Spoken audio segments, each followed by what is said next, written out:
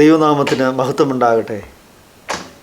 Houston വോയിസിലൂടെ നിങ്ങളോട് സംവദിക്കുവാനായിട്ട് വീണ്ടും ഒരവസരം ലഭിച്ചതോർത്ത് ദൈവത്തിന് നന്ദി അർപ്പിക്കുന്നു.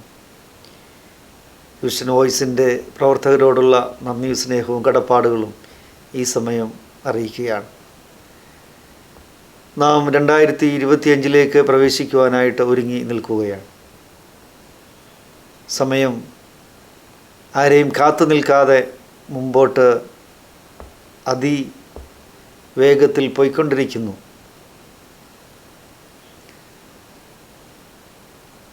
ജോൺ മാത്യു അങ്കിളിൻ്റെ മനോഹരമായ ഒരു നോവലാണ് യുഗങ്ങൾ അവസാനിക്കുന്നില്ല.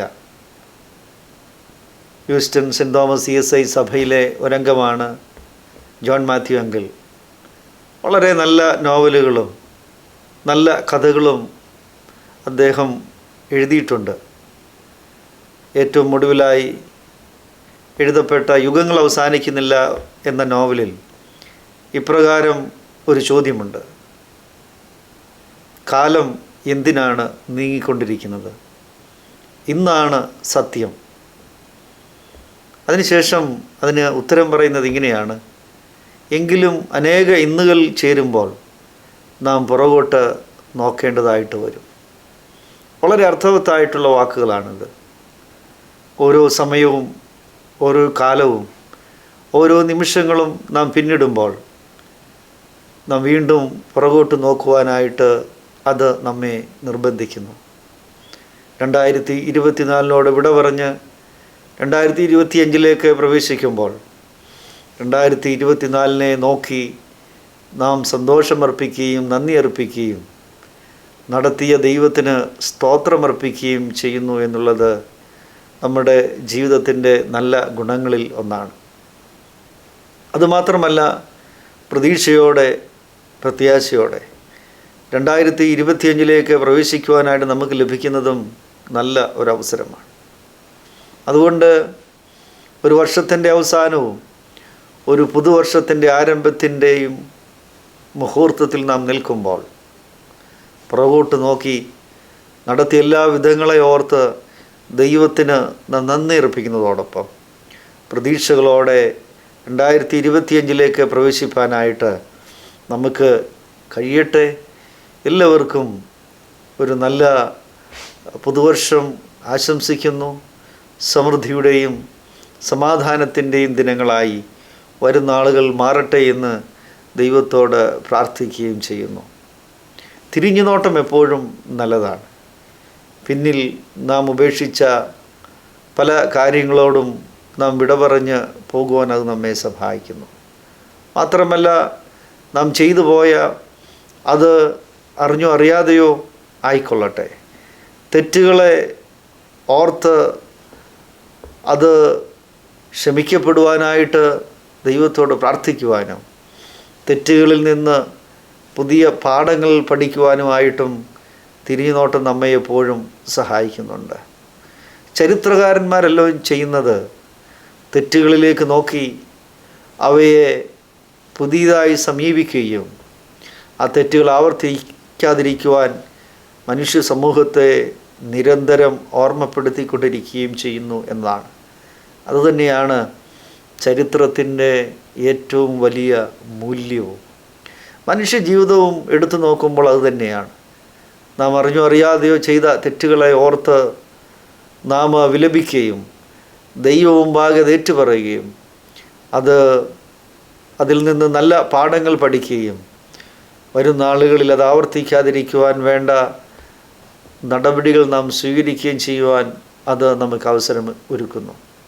2024 വളരെ സന്തോഷകരമായ അനുഭവങ്ങളായിരുന്നു. ഒപ്പം നിരാശയുടെയും ദുഃഖത്തിൻ്റെയും എല്ലാം സമ്മിശ്രമായിട്ടുള്ള അനുഭവങ്ങളും നാം പങ്കുവച്ചിട്ടുണ്ട് എന്നുള്ളത് ഒരു യാഥാർത്ഥ്യമാണ്. 2024 തുടക്കത്തിൽ നമ്മോടുകൂടെ യാത്ര ആരംഭിച്ചവർ പലരും നമ്മെ വിട്ട് കടന്നുപോയി എന്നുള്ളതും യാഥാർത്ഥ്യമാണ്. എങ്കിലും 2025 നാം പ്രവേശിക്കുമ്പോൾ പ്രതീക്ഷയോടെ പ്രവേശിപ്പാനായിട്ട് നമുക്ക് കഴിയട്ടെ. നാം ചെലവിടുന്ന ഓരോ നിമിഷങ്ങളും ഓരോ മൊമെൻറ്റുകളും ദൈവത്തിൻ്റെ വലിയ ദാനമാണെന്ന് നാം തിരിച്ചറിയണം.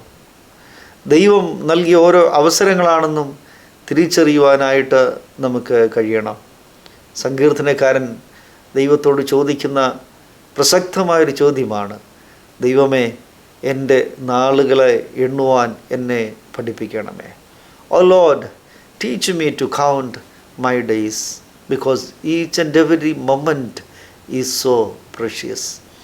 ഓരോ നിമിഷങ്ങളും ഓരോ മണിക്കൂറുകളും നമ്മുടെ ജീവിതത്തിലെ ഏറ്റവും പ്രധാനപ്പെട്ട അനുഭവങ്ങളും നിമിഷങ്ങളുമാണ് എന്ന് സങ്കീർത്തനക്കാരൻ തിരിച്ചറിയുകയാണ്.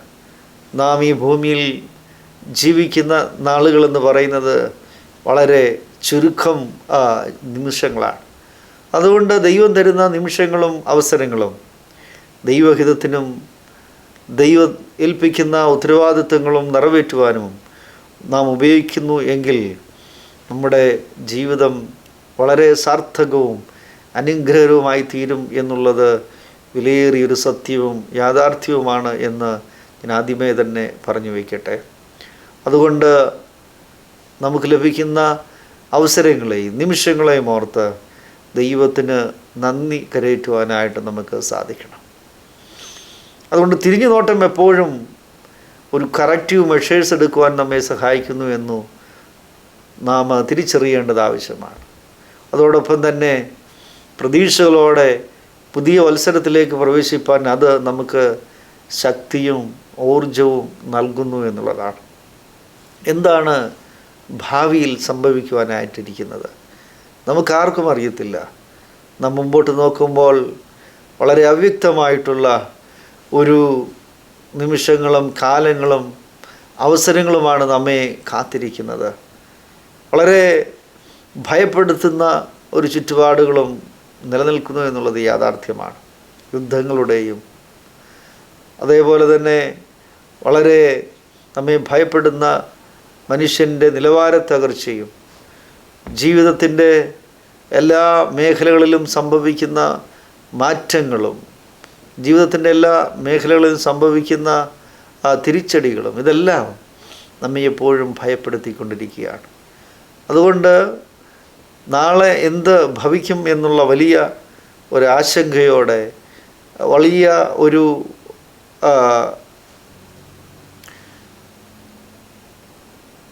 നാളെ എന്ത് സംഭവിക്കും എന്നുള്ള വലിയ ആശങ്കകളോടും ഉത്കണ്ഠകളോടും കൂടെ ആണ് പലരും പുതിയ വർഷത്തിലേക്ക് പ്രവേശിക്കുവാനായിട്ടൊരുങ്ങുന്നത്. എന്നാൽ വേദപുസ്തകം നമ്മെ പഠിപ്പിക്കുന്നത് നമ്മോടുകൂടെ യാത്ര ചെയ്യുന്ന ഒരു ദൈവത്തെക്കുറിച്ചാണ്. ദൈവം സ്വർഗത്തിൽ മാത്രമായി വസിക്കുന്നവനല്ല, മനുഷ്യൻ്റെ ജീവിതത്തോട് ചേർന്ന് അവൻ്റെ ജീവിതാനുഭവങ്ങളോട് ഇഴുകിച്ചേർന്ന് അവനോടുകൂടെ യാത്ര ചെയ്യുന്ന ഒരു ദൈവം. ഇസ്രായേൽ ജനത്തിൻ്റെ ജീവിതം നാം പഠിക്കുമ്പോൾ പ്രത്യേകിച്ച് ഈജിപ്തിൽ നിന്നും മിസ്രൈമിൽ നിന്നും അവർക്ക് ദൈവം വാഗ്ദാനം നൽകുന്ന വാഗ്ദത്ത ദേശത്തേക്ക് പുതിയ ദേശത്തേക്ക് അവരുടെ യാത്ര നാം ഒന്ന് പരിശോധിക്കേണ്ടത് ആവശ്യമാണ്. പുറപ്പാട് പുസ്തകത്തിൽ അത് വളരെ ഭംഗിയായി വർണ്ണിക്കുന്നുണ്ട്. യഹോവയായ ദൈവം പകൽ മേഘസ്തംഭമായും രാത്രി അഗ്നിസ്തംഭമായും അവരോടുകൂടെ യാത്ര ചെയ്തു എന്ന് നാം ആ ചരിത്ര വരികളിലൂടെ വായിച്ച് മനസ്സിലാക്കുകയാണ്. ദൈവത്തിൻ്റെ സാന്നിധ്യം അവരോടുകൂടെ നിരന്തരം ഉണ്ടായിരുന്നു എന്നുള്ളത് അവർക്ക് അനുഭവിച്ച് മനസ്സിലാക്കുവാനായിട്ട് കഴിഞ്ഞു. ദൈവത്തിൻ്റെ സാന്നിധ്യം നിരന്തരം മനുഷ്യനോടുകൂടെ ചേർന്ന് നിൽക്കുന്നു എന്ന് വളരെ വ്യക്തമായിട്ട് ദൈവവചനം നമ്മെ പഠിപ്പിക്കുന്ന ഒരു കാര്യമാണ്.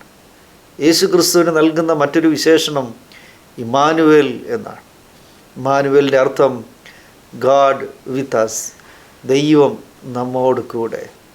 ചില നേരങ്ങൾ മാത്രമല്ല, സന്തോഷത്തിൻ്റെ മുഹൂർത്തങ്ങൾ മാത്രമല്ല, അല്ലെങ്കിൽ നമുക്ക് വലിയ ഉയർച്ചകളുണ്ടാകുന്ന ഉയർച്ചയുടെയും സന്തോഷങ്ങളുടെയും മുഹൂർത്തങ്ങളിൽ മാത്രമല്ല ഈ ദൈവം നമ്മോടുകൂടെയുള്ളത്.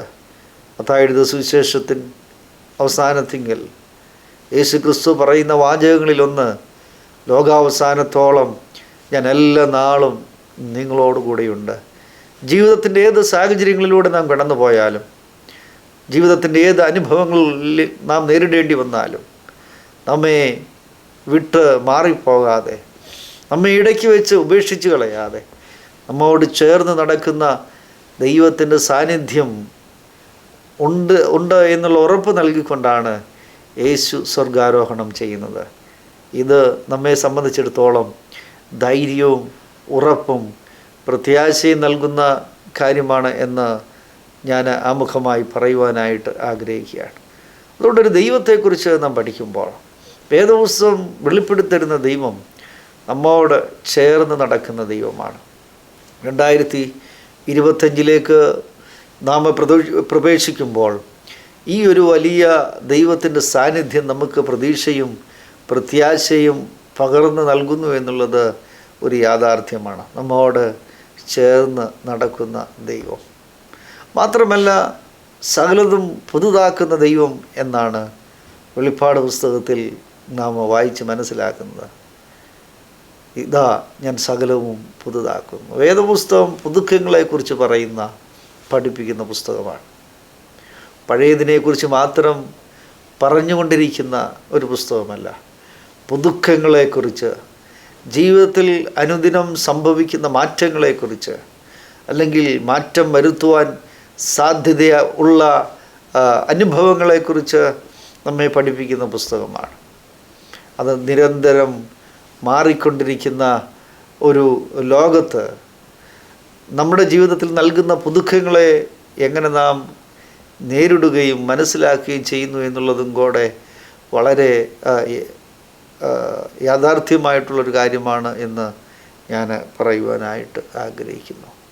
2025 നാം പ്രവേശിക്കുവാനായിട്ട് ഒരുങ്ങുമ്പോൾ നമ്മോട് ചേർന്ന് നടക്കുന്ന ഒരു ദൈവം ഉണ്ട് എന്നുള്ള വിശ്വാസം നമുക്ക് ധൈര്യവും പ്രത്യാശയും ഉറപ്പും നൽകുന്ന വലിയൊരു കാര്യമാണ്. അതുകൊണ്ട് ആ ദൈവത്തിൽ ആശ്രയിച്ചുകൊണ്ട് മുമ്പോട്ട് ജീവിപ്പാൻ നമുക്ക് കഴിയട്ടെ എന്ന് ഞാൻ പ്രാർത്ഥിക്കുകയും ആശംസിക്കുകയും ചെയ്യുകയാണ്. വേദപുസ്തകം പുതുക്കങ്ങളെക്കുറിച്ച് പഠിപ്പിക്കുന്ന പുസ്തകമാണ്.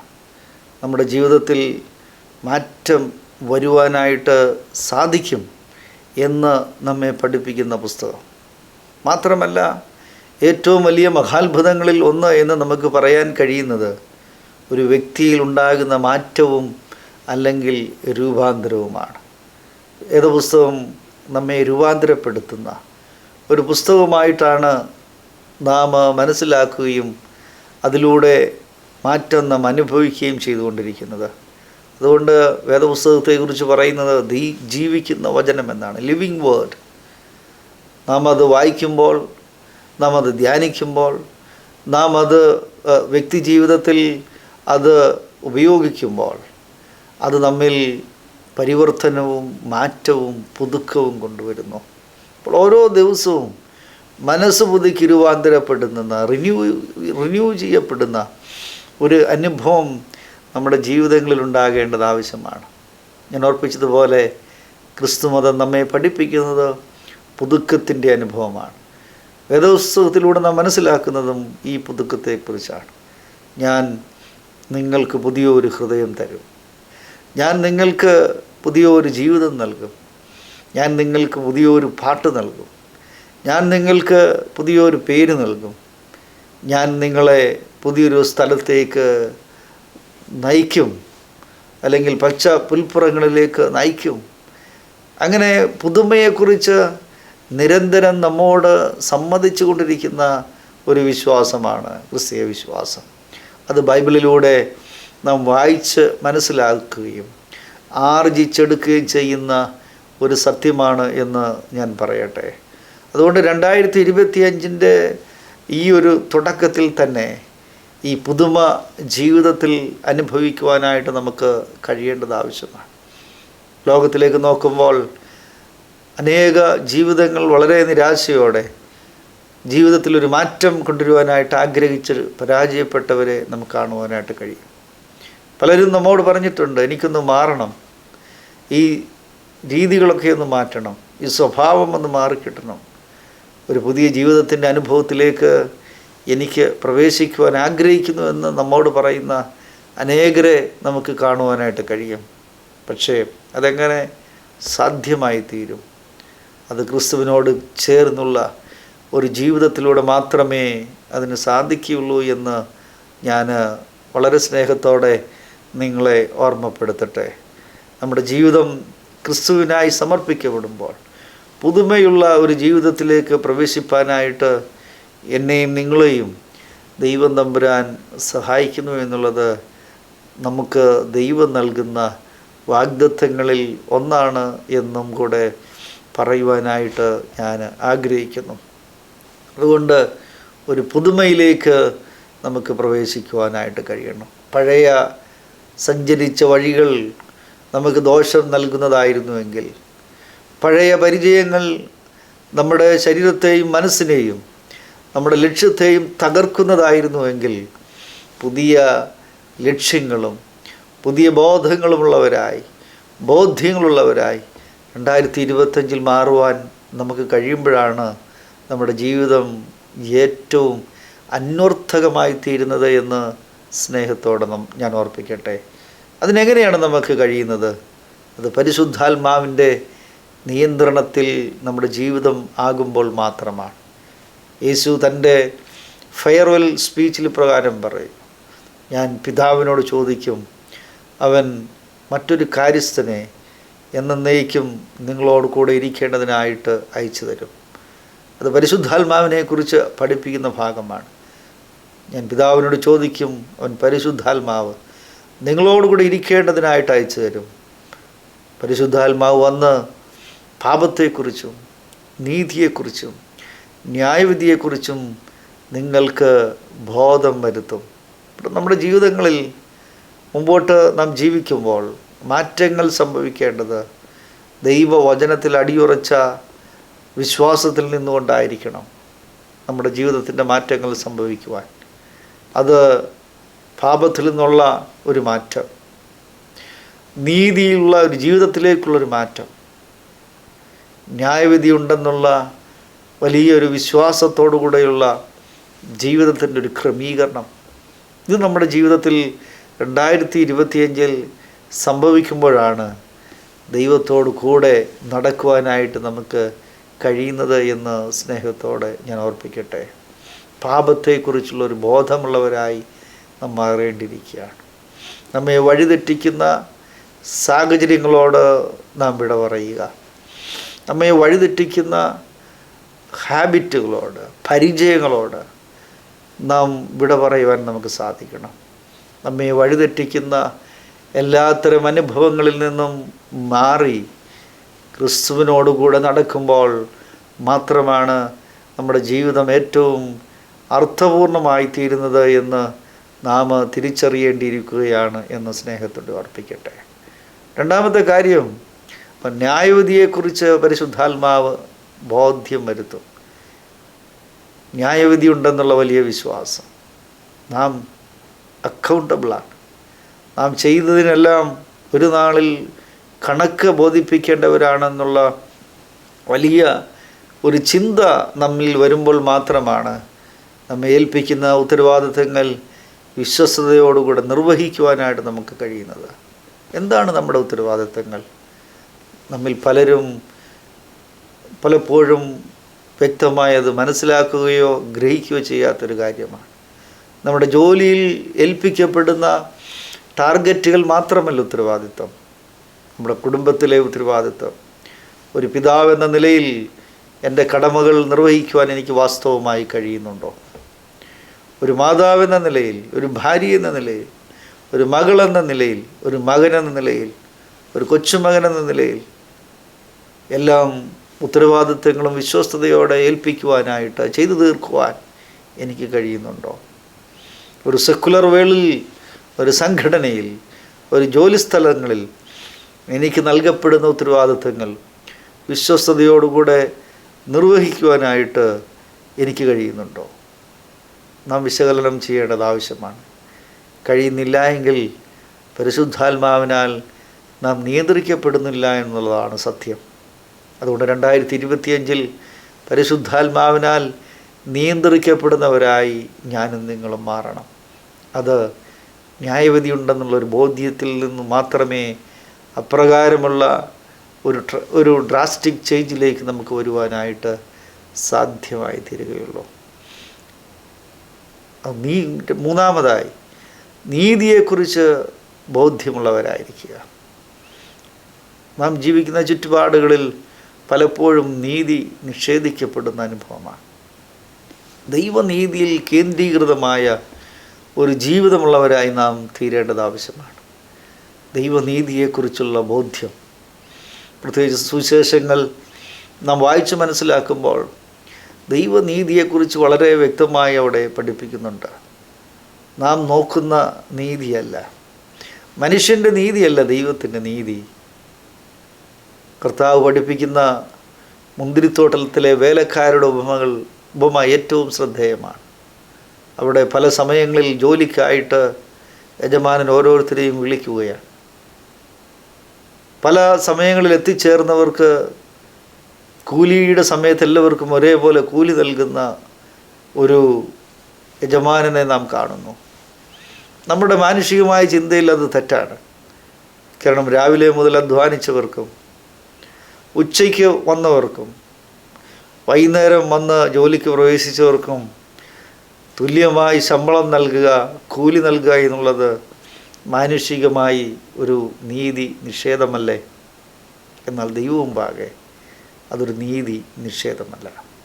അതുകൊണ്ടാണ് ഞാൻ പറഞ്ഞത്, ദൈവനീതി പലപ്പോഴും അത് മനുഷ്യന് മനസ്സിലാക്കിയെടുക്കുവാൻ വിഷമകരമായൊരു കാര്യമാണ്. ആ ദൈവനീതിയോട് ചേർന്ന് നിൽക്കുന്നവർക്ക് മാത്രമേ ക്രിസ്തുവിനോടുകൂടെ നടക്കുവാനായിട്ടും സാധ്യമാകത്തുള്ളൂ. യേശു ക്രിസ്തുവിനോടുകൂടെ കൂട്ടായ്മ ആചരിക്കുവാൻ കഴിയുന്നത് ദൈവനീതിയുടെ പക്ഷം പിടിക്കുന്നവർക്കാണ് എന്ന് സ്നേഹത്തോടെ ഞാൻ ഓർപ്പിക്കട്ടെ. അതുകൊണ്ട് 2025 നാം പ്രവേശിക്കുമ്പോൾ ദൈവനീതിയുടെ പക്ഷമുള്ളവരായി നിൽപ്പാൻ എനിക്കും നിങ്ങൾക്കുമൊക്കെ സാധിക്കണം. വലിയ പ്രസംഗങ്ങൾ നാം കേട്ടിട്ടുണ്ട്. വലിയ ആത്മീയ തീഷ്ണതകളെക്കുറിച്ച് പലരും വാചാലമായി സംസാരിക്കാറുണ്ട്. എന്നാൽ ദൈവനീതിയുടെ കാര്യം വരുമ്പോൾ നാം കാണുന്നത് അവർ പിന്നോട്ട് മാറുന്നു എന്നുള്ളതാണ്. അതൊന്നും എന്നെ ബാധിക്കുന്ന പ്രശ്നങ്ങളല്ല. അതൊന്നും ആത്മീയതയുടെ പരിധിയിൽ, ഫ്രെയിം വർക്കിൽ വരുന്ന കാര്യമല്ല. അതൊന്നും ഞാൻ അഡ്രസ്സ് ചെയ്യേണ്ട കാര്യമല്ല എന്ന് പറഞ്ഞ് മാറി നമ്മുടെ ആത്മീയത മറ്റൊരു തലത്തിലേക്ക് കൊണ്ടുപോകുന്ന അനേക പ്രാസംഗികരെയും ശുശ്രൂഷകരെയും നാം ഈ നാളുകളിൽ കണ്ടുമുട്ടാറുണ്ട് എന്നുള്ളതൊരു യാഥാർത്ഥ്യമല്ലേ? എന്നാൽ ഞാൻ ചോദിക്കുന്നത്, ദൈവനീതിയുടെ പക്ഷം പിടിക്കുവാൻ ദൈവത്തിൽ ആശ്രയിച്ചുകൊണ്ട് നമുക്ക് കഴിയണം. സഭ ഇന്ന് പല സഭകളിൽ നിന്നും ആളുകൾ വിട്ടുപോവുകയാണ്. യൂറോപ്പിലെ ക്രൈസ്തവ സമൂഹം ഇന്ന് ഓരോ ദിവസവും അന്യം നിന്ന് പോകുന്ന സങ്കടകരമായ കാഴ്ച നമുക്ക് കാണാം. സഭ അതിൻ്റെ വിളിയിൽ നിന്ന് മാറിപ്പോകുന്നു എന്ന് പലരും പറയുന്നുണ്ട്. യഥാർത്ഥത്തിൽ എന്താണ് പ്രശ്നം? ദൈവനീതിയിൽ നിന്ന്, അത് നിർവഹിക്കപ്പെടുന്നതിൽ നിന്ന്, അതേറ്റെടുത്ത് നിർവഹിക്കുവാൻ വിളിക്കപ്പെട്ടവരായ സഭ അതിനെ കഴിയാതെ പരാജയപ്പെടുമ്പോൾ ജനങ്ങൾ സഭയിൽ നിന്ന് വിട്ടുപോകുന്നു എന്നുള്ളതാണ് യാഥാർത്ഥ്യം. അതുകൊണ്ട് 2025 നാം പ്രവേശിക്കുമ്പോൾ നമുക്ക് തീരുമാനങ്ങൾ എടുക്കുവാനായിട്ട് സാധിക്കണം. ദൈവമേ, നിൻ്റെ നീതിയുടെ പക്ഷം പിടിക്കുവാനും നിൻ്റെ നീതിക്ക് വേണ്ടി നിൽപ്പാനും നിൻ്റെ നീതി നിവർത്തീകരിപ്പാനും കർത്താവേ ഞങ്ങളെ സഹായിക്കണമെന്ന് ആത്മാർത്ഥതയോടെ നമുക്ക് പ്രാർത്ഥിക്കുവാനായിട്ട് കഴിയുമോ? യേശുക്രിസ്തു പഠിപ്പിച്ച മൂന്നാമത്തെ കാര്യമാണ് ഞാൻ നിങ്ങളോട് പറഞ്ഞത്. അന്ന് ഞാൻ പറഞ്ഞു, പാപത്തെക്കുറിച്ച് ബോധ്യം നമുക്ക് വരുത്തും. പാപങ്ങളിൽ നിന്ന് മാറി നിൽപ്പാൻ നമുക്ക് സാധിക്കണം. ദൈവത്തിൽ നിന്ന് അകറ്റുന്നതാണ് പാപം. ദൈവത്തിൽ നിന്ന് അകന്നു പോകുവാൻ പ്രേരിപ്പിക്കുന്നതാണ് പാപം. അല്ലെങ്കിൽ അത് ചെയ്യുന്നത് മൂലം നാം ദൈവത്തിൽ നിന്ന് അകന്ന് മാറിപ്പോകുന്നു. അതുകൊണ്ട് 2025 അങ്ങനെയുള്ള സാഹചര്യങ്ങളെയും അങ്ങനെയുള്ള പ്രവർത്തനങ്ങളിൽ നിന്നും മാറി നിൽപ്പാൻ നമുക്ക് സാധിക്കണം. ക്രിസ്തുവിനോടുകൂടെ യാത്ര ചെയ്യുന്നവരായ നാം തീരേണ്ടത് ആവശ്യമാണ്.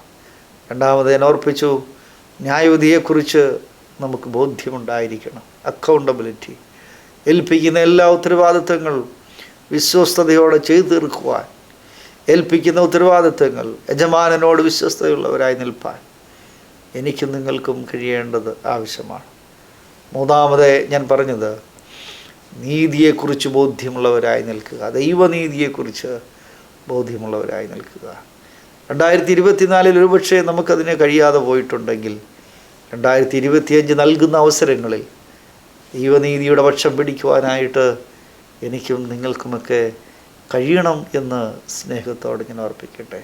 നാം വലിയൊരു ക്രിസ്മസ് ആഘോഷിച്ച് കഴിഞ്ഞിരിക്കുകയാണ്. ക്രിസ്മസിൽ അനേക കഥാപാത്രങ്ങളെക്കുറിച്ചുള്ള പ്രസംഗങ്ങൾ, ക്ലാസ്സുകൾ, റൈറ്റപ്പുകൾ ഓൾറെഡി നമ്മൾ വായിച്ചു കഴിഞ്ഞിരിക്കുകയാണ്. അതിലേറ്റവും ശ്രദ്ധേയമായ ഒരു കഥാപാത്രമാണ് യേശുവിൻ്റെ പിതാവായ യോസഫ് മറിയയെ ഉപേക്ഷിക്കുവാനായിട്ട് തീരുമാനിക്കുന്ന ഒരു അവസരമുണ്ട്. കാരണം മറിയ ഗർഭിണിയായെന്നറിയുമ്പോൾ യോസഫ് അവളെ ഉപേക്ഷിക്കുവാനായിട്ട് ശ്രമിക്കുകയാണ്. എന്നാൽ ദൈവം തൻ്റെ ദൂതനെ അയച്ച് യോസഫിനെ ധൈര്യപ്പെടുത്തി. അവളെ ഭാര്യയായി ചേർത്തുകൊള്ളുവാൻ നീ ഭയപ്പെടേണ്ട കാര്യമില്ല. യോസഫ് ഉറച്ചൊരു തീരുമാനമെടുക്കുകയാണ്. അവരുടെ യഹൂദ നിയമപ്രകാരവും മോശയുടെ ന്യായപ്രമാണപ്രകാരവും മറിയയെ കല്ലെറിഞ്ഞ് കൊല്ലുവാൻ വരെ, അതിന് നേതൃത്വം കൊടുപ്പാൻ വരെ യോസഫിന് അധികാരമുണ്ട്. എന്നാൽ യോസഫ് ദൈവനീതിയുടെ പക്ഷം പിടിക്കുകയാണ്. മറിയയെ തന്നോട് ചേർത്ത് നിർത്തി. ഒരു കുടുംബത്തിൻ്റെ നാഥനായ യോസഫ് മാറുമ്പോൾ ഭൂമിയിലെ യേശുവിൻ്റെ പിതാവായ യോസഫ് മാറ്റപ്പെടുന്നു എന്നുള്ളത് വലിയ ഒരു പാഠം നമ്മെ പഠിപ്പിക്കുന്നുണ്ട്. ഇത് നൽകുന്ന വലിയൊരു പാഠം, ദൈവത്തിൻ്റെ നീതിയോട് ചേർന്ന് നിൽപ്പാൻ നമുക്ക് സാധിക്കണം. അതൊരു പക്ഷേ മനുഷ്യ നീതിയുമായിട്ട് തുലനം ചെയ്യുമ്പോൾ വ്യത്യസ്തതയുള്ളതായിരിക്കാം. എങ്കിലും ദൈവനീതി അത് ജീവൻ്റെ പക്ഷം പിടിക്കുന്നവരാണ്, അത് ജീവനോട് ചേർത്ത് നിർത്തുന്നവരാണ്. തീർച്ചയായിട്ടും നമുക്കതിന് ഈ 2025 കഴിയട്ടെ എന്ന് ഞാൻ ആത്മാർത്ഥമായി പ്രാർത്ഥിക്കുകയും ആശംസിക്കുകയും ചെയ്യുന്നു. ഇവിടെ ഒരു ചോദ്യം, എങ്ങനെ ഇതൊക്കെ സാധ്യമായി തീരും? എങ്ങനെ ഈ ദൈവ സാന്നിധ്യം ജീവിതത്തിൽ അനുഭവിക്കുവാനായിട്ട് കഴിയും? 1-2 കാര്യങ്ങൾ പ്രായോഗികമായി പറയുവാൻ ഞാൻ ആഗ്രഹിക്കുന്നു. Start with the word of God. ദൈവവചനത്തോടുകൂടെ ഓരോ ദിനവും ആരംഭിക്കാൻ നമുക്ക് സാധിക്കണം. രാവിലെ ദൈവവചനം വായിക്കുവാനും അത് ധ്യാനിക്കുവാനും പ്രാർത്ഥിക്കുവാനും, അതിനുശേഷം നമ്മുടെ ജോലികളിലേക്ക് പ്രവേശിപ്പാൻ നമുക്ക് കഴിയുന്നുവെങ്കിൽ അത് ആത്മീയമായ ഔന്നത്യത്തിലേക്ക് എന്നെയും നിങ്ങളെയും നയിക്കും എന്നുള്ളത് സത്യമാണ്. അതുകൊണ്ട് 2025 നമുക്കൊരു തീരുമാനമെടുക്കുവാനായിട്ട് സാധിക്കണം. I should start my day with the word of God. എൻ്റെ ദിനം ഞാൻ ദൈവത്തോടു കൂടി ആരംഭിക്കും. Each day I will begin with the word of God. ഓരോ ദിനവും ദൈവത്തോടു കൂടെ ആരംഭിക്കുവാനായിട്ട് കഴിയണം. പ്രാർത്ഥനയോടെ നമുക്കതിന് കഴിയുന്നുവെങ്കിൽ ഞാൻ ഓർപ്പിച്ചതുപോലെ പരിശുദ്ധാത്മാവിൻ്റെ പൂർണ്ണമായ നിയന്ത്രണത്തിൽ നമ്മുടെ ജീവിതം ഏർപ്പെടുകയും പരിശുദ്ധാത്മാവ് നമ്മെ ലക്ഷ്യസ്ഥാനത്തേക്ക് നയിക്കുകയും ചെയ്യും എന്നുള്ളത് ഒരു വലിയ യാഥാർത്ഥ്യമാണ്, അനുഭവമായി നിങ്ങളുടെ ജീവിതത്തിൽ തീരും എന്ന് സ്നേഹത്തോടെ ഞാൻ ഓർപ്പിക്കട്ടെ. അതുകൊണ്ട് പുതിയതിലേക്ക് മാറുവാൻ നമുക്ക് കഴിയണം. പഴയതിനെ ഉപേക്ഷിച്ച് പുതിയതിലേക്ക് മാറണം. ഒരുവൻ ക്രിസ്തുവിലായാൽ അവൻ പുതിയ സൃഷ്ടിയാണ്. മാറ്റങ്ങളെപ്പോഴും സാധ്യമാണ് എന്ന് ഈ ലോകം നമ്മെ പഠിപ്പിക്കുകയാണ്. കഴിഞ്ഞ 10 വർഷങ്ങൾക്ക് മുമ്പ് നാം ജീവിച്ചു പോകുന്ന സാഹചര്യങ്ങളിലല്ല നാം ഇന്ന് ജീവിക്കുന്നത്. നാം ഉപയോഗിച്ചിരുന്ന ഒരു വസ്തുക്കളും നാം ഇപ്പോൾ ഉപയോഗിക്കേണ്ടി വരുന്നില്ല. പുതിയ ടെക്നോളജി, പുതിയ ഇലക്ട്രോണിക് ഗാഡ്ജറ്റ്സുകൾ, പുതിയ ഡിവൈസസുകൾ ഓരോ ദിനവും നാം മാറി മാറി ഉപയോഗിച്ചുകൊണ്ടിരിക്കുകയാണ്. അങ്ങനെ നമ്മുടെ ചുറ്റുപാടുകൾ മാറുമ്പോൾ നമുക്കും ദൈവവചനത്തിൽ അടിയുറച്ചുകൊണ്ട് മാറുവാനായിട്ട് കഴിയണം. ചുറ്റുപാടുകൾക്കനുസരിച്ച് മാറുന്നതിനെക്കുറിച്ചല്ല ഞാൻ പറയുന്നത്. ജീവിതത്തിൽ ഓരോ ദിവസവും നമ്മുടെ മനസ്സ് പുതുക്കി രൂപാന്തരപ്പെട്ട് ദൈവത്തോട് ചേർന്ന് നടക്കുന്ന ഒരു സമൂഹമായി, വ്യക്തിയായി നാം മാറുക എന്നുള്ളതാണ് ഞാൻ ആഗ്രഹിക്കുകയും ഞാൻ ഈ ദൈവവചന സൂക്ഷ കൊണ്ട് ഉദ്ദേശിക്കുകയും ചെയ്യുന്നത്.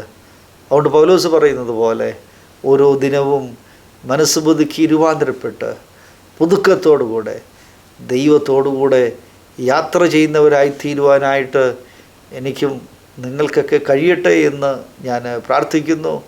2025 അത് നൽകുന്ന അവസരങ്ങൾ, അത് നൽകുന്ന അനുഭവങ്ങൾ അപ്രകാരം പ്രാർത്ഥനയോടെ വിനിയോഗിക്കുവാനായിട്ട് നിങ്ങൾക്ക് കഴിയട്ടെ എന്ന് ആശംസിക്കുകയും പ്രാർത്ഥിക്കുകയും ചെയ്യുന്നു. ഏവർക്കും സൗഭാഗ്യകരമായ ഒരു പുതുവത്സരം നേർന്നുകൊണ്ട് ഞാൻ എൻ്റെ വാക്കുകൾ ഉപസംഹരിക്കുന്നു. ദൈവം നമ്മെ ഏവരെയും അനുഗ്രഹിക്കുമാറാകട്ടെ. ആമേൻ.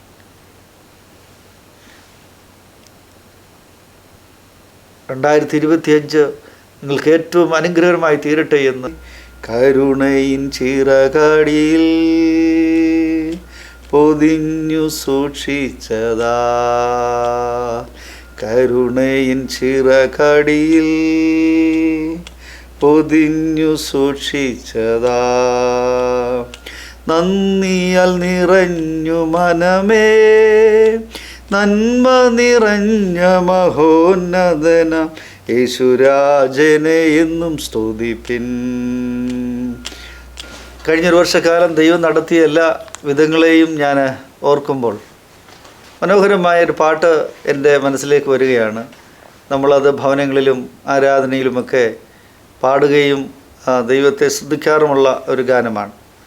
ഞാൻ വലിയ പാട്ടുകാരനല്ലെങ്കിൽ പോലും ആ പാട്ട് നിങ്ങൾക്ക് വേണ്ടി ഒന്ന് പാടുവാനായിട്ട് ആഗ്രഹിക്കുന്നു. അതിപ്രകാരമാണ്: കഴിഞ്ഞ വർഷങ്ങളെല്ലാം മരണത്തിൻ കരിനിഴലേശാതെ കരുണയിൻ ചിറകടിയിൽ പൊതിഞ്ഞ് സൂക്ഷിച്ചതാൽ നന്ദിയാൽ നിറഞ്ഞ മനമേ, നന്മ നിറഞ്ഞ മഹോന്നതനാം യേശുരാജനെ എന്നും സ്തുതിപ്പിൻ.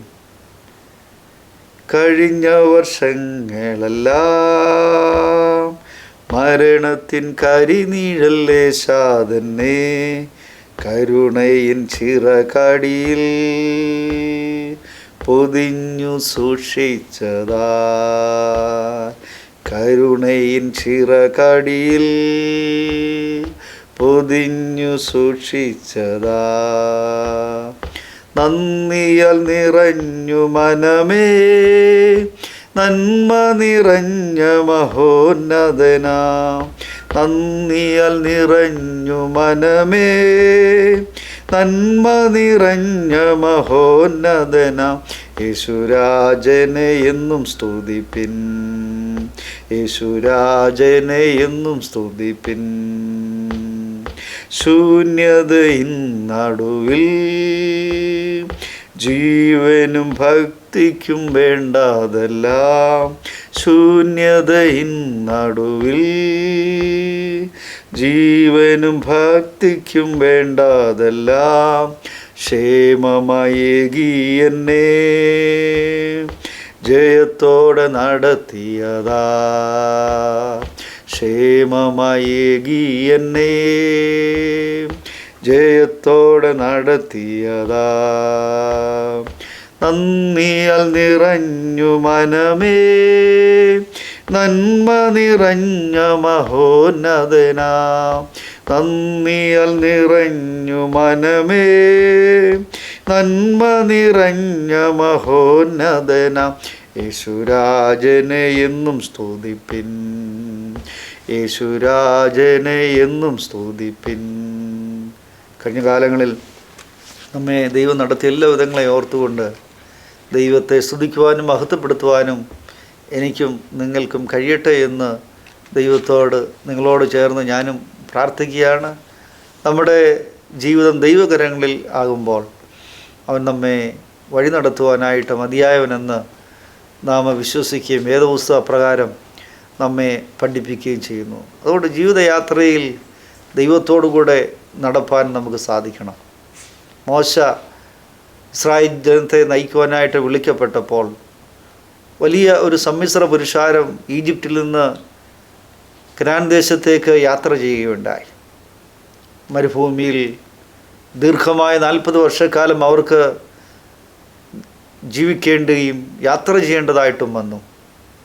പലപ്പോഴും പ്രശ്നങ്ങളും സംഘർഷഭരിതവുമായിരുന്നു മോശയുടെയും ഇസ്രായേൽ ജനത്തിൻ്റെയും ജീവിതം. ഒരു നേതാവെന്ന നിലയിൽ മോശ ജനത്തെ നയിക്കുവാനായിട്ട് പലപ്പോഴും ഭാരപ്പെടുകയും പ്രയാസപ്പെടുകയും പ്രതിസന്ധിയിലായിത്തീരുകയും ചെയ്യുന്ന സന്ദർഭങ്ങൾ നാം പുറപ്പാട് പുസ്തകത്തിലും തുടർന്നുള്ള പുസ്തകങ്ങളിലും വായിച്ച് മനസ്സിലാക്കുന്നുണ്ട്. അങ്ങനെ ഒരു സന്ദർഭത്തിൽ മോശ ദൈവത്തിൻ്റെ സന്നിധിയിൽ വരികയാണ്. ദൈവത്തോട് മോശ പ്രാർത്ഥിക്കുന്നു, ദൈവമേ, ഈ ജനത്തെ നയിക്കുവാനുള്ള വഴി നീ എനിക്ക് കാണിച്ചു തരണം, നിൻ്റെ വഴി എനിക്ക് കാണിച്ചു നൽകണമേ. ദൈവം മോശയോട് ഡയറക്റ്റായിട്ട് മറുപടിയൊന്നും കൊടുക്കുന്നില്ല. ഇതാ എൻ്റെ വഴി എന്നുള്ളൊരു ബ്ലൂ പ്രിൻ്റ് നൽകുന്നില്ല, റോഡ് മാപ്പും നൽകുന്നില്ല. മറിച്ച് ദൈവം മോശയോട് നൽകുന്ന മറുപടി, എൻ്റെ സാന്നിധ്യം നിന്നോടുകൂടെ പോരും. ദൈവത്തിൻ്റെ സാന്നിധ്യം പിന്നീട് മോശ കൂടുതലായി അനുഭവിച്ചറിയുന്നതാണ് വേദപുസ്തകം നമുക്ക് തരുന്ന ചരിത്രം. പ്രിയപ്പെട്ടവർ, 2025 ഞാനും നിങ്ങളും പലപ്പോഴും ഇതേപോലെയുള്ള ജീവിതയാത്രയുടെ പ്രതിസന്ധികളിലും പ്രയാസങ്ങളിലും പെടുമ്പോൾ ഓർക്കുക, ദൈവത്തിൻ്റെ സാന്നിധ്യം എപ്പോഴും നമ്മോടുകൂടെ ഉണ്ടായിരിക്കും. അതുകൊണ്ട് 2025 സ്നേഹത്തോടെ, പ്രതീക്ഷയോടെ, പ്രാർത്ഥനയോടെ നമ്മുടെ യാത്ര തുടരുവാനായിട്ട് നിങ്ങൾക്കേവർക്കും സാധിക്കട്ടെ എന്ന് ആശംസിക്കുന്നു. ദൈവം നമ്മെ ഏവരെയും അനുഗ്രഹിക്കുമാറാകട്ടെ.